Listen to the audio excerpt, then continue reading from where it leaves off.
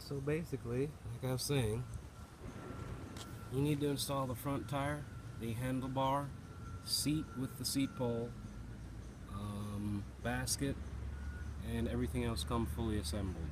Okay, you won't need to worry about any of those things. So let's see. I've personally gotten with the scooter about 13 miles on a single charge, and mostly where I live in Florida here, it's just mostly flat roads, so there's almost no hills anywhere. And yeah, it seems to do quite well. The motor doesn't get hot. Charge time on this guy is about 6.5 hours if you completely kill it, but you don't want to do that because you risk hurting the batteries. What I normally do is I'll recharge it about every 6 miles when I can, and if I absolutely have to go all the way on a single charge, then I just take it easy on the sidewalks, which you want to do anyways. This thing is too fast for a sidewalk, draws a lot of attention, and if I have a really steep hill like a causeway, I'll just push it over the hill and coast down the other side to preserve the battery life. Let's see, what I've added to mine is I've added a nice little phone holder here, and that gives me the ability to, of course, navigate, listen to music, and I use this other part for the headlight at night. Other than that, it's a pretty good scooter. Now let's try to set it up for a test ride.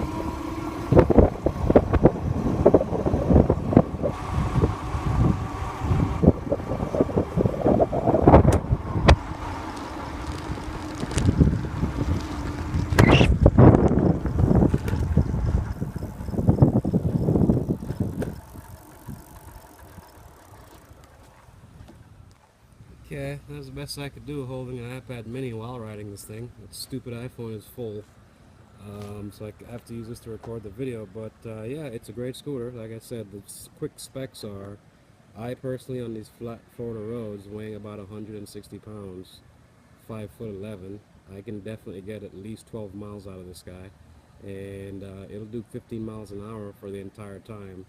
The issue is when the batteries are really low, it takes a long time to take off from a stop, but it will eventually get back over 10 miles an hour. So it is a scooter. I like to help it along when it's that low, and yeah, you won't be stranded because you can always scoot it. Other than that, let's see, the tires, super important. Always make sure you check the air pressure out of the box. They come with about 20 psi, but and for about the first week I did not air them up. I was so excited to ride it. Once I did though, put them up to about 40, which is what they recommend for the max pressure, the scooter handled so much better, and that's when I actually got the 12 miles out of there, because the properly inflated tires gave me more range, and this handling was much improved, felt a lot more solid, and Speaking of that, you're going to want to make sure you tighten this guy up real tight. Because before it felt a little sloppy. I really had to get in here and tighten this and this guy. Okay, because those two things loose makes the scooter feel so sloppy with the dead weight at the very bottom. So with those two things and the air pressure, this thing rides like a dream. Also, one other important thing is the temperature is very dependent. After about 2 weeks, I realized the motor is now worn in, and so if it's hot outside, it'll rob me of about 1.5 miles off the top speed, as compared to when it's a cloudy day or at night. This thing flies. So let's see. Yeah, I've basically replaced my car as my daily transportation in good weather, of course, and I ride this because I only live 6 miles from my home. I do have to carry it up steps, and it is pretty heavy, but it's an incentive to stay in shape for me, actually. Since I'm lazy not doing the pedaling, at least I can lift 80-something pounds up a single flight of steps. That does help keep me in shape, believe it or not.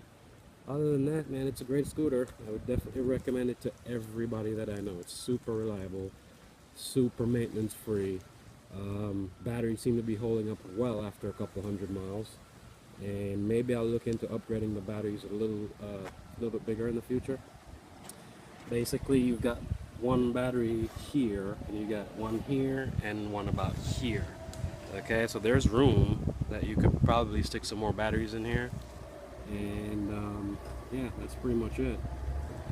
Disc brakes work pretty good. However, it does not have any front brakes, and it also doesn't have a suspension. Those are my only two complaints. Other than that, I really like it. This seat, though, man, is so comfortable. So comfortable. And decent size. But here's what, you get yours, it's going to come with a little plastic handle here to suggest that you can lift the scooter from here. Don't do that. Don't lift it by the seat. Because these little crappy bolts of mine, they did fall out. It has a little plastic thing that went up in there. And lifting it the very first time damaged the threads on the plastic insert. It fell out while I was riding, and then the seat was just loose. So I had to engineer my own little nuts here, and I removed that plastic handle that was a spacer in between these two guys. So definitely don't lift it there. I like to lift it either here or going up my steps. I grab it here and the handlebars. It works fine. Alright, thanks for watching, and yeah, enjoy.